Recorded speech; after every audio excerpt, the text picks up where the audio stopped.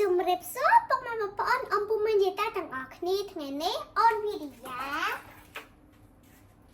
មករៀនពាក្យដែលសរសេរខុសពីការនិយាយក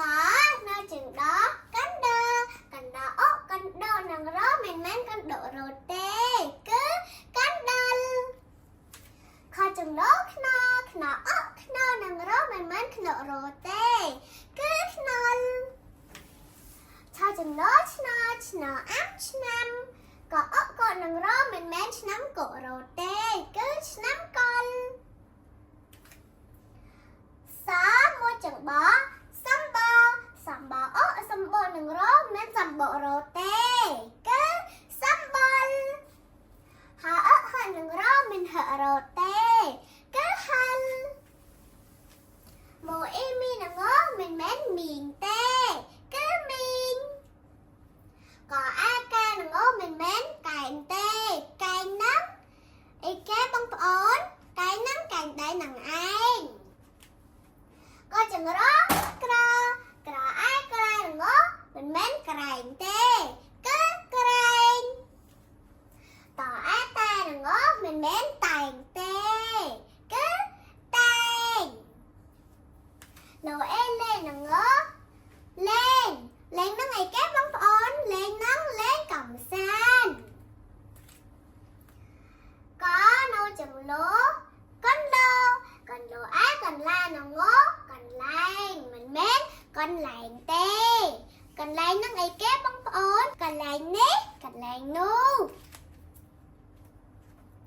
ក៏ដាក់ស្រអប់កំបនចំលោផ្លាផ្លាអាផ្លែនឹងមិនមែនកំផ្លែងទេគឺកំផ្លែងកំផ្លែងនឹងអីគេបងប្អូនកំផ្លែងនឹងដើម្បីឲ្យគេសើចដើម្បីឲ្យគេសប្បាយខចង្លោខ្លាខ្លាអាខ្លែងនឹងមិនមែនខ្លែងទេគឺខ្លែងខ្លែងនឹងអីគេបងប្អូនយើងធ្វើមកពីกระดาษហើយយើងយកទៅបោះលេងកូចង្រោក្រលោអេណែនឹងលេងមិនមែនក្រលេងទេគឺក្រលេងនឹងអីគេបងប្អូនក្រលេងនឹងយើងក្រលេងទឹកនៅក្នុងកែវ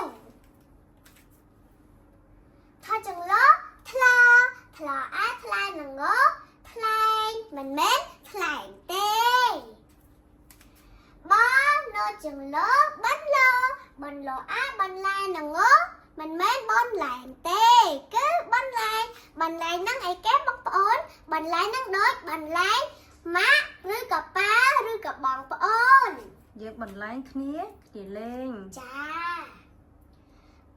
ក៏ចង្លោខ្លាអាខ្លែងនឹងខ្លែងមិនមែនខ្លែងទេខ្លែងនឹងអីគេខ្លែងនឹងយើងខ្លែងបន្លំចាអរគុណពុកម៉ែបងប្អូនដែលបានទស្សនាវីដេអូរបស់វិរិយាសូមអរគុណសូមគោរពលា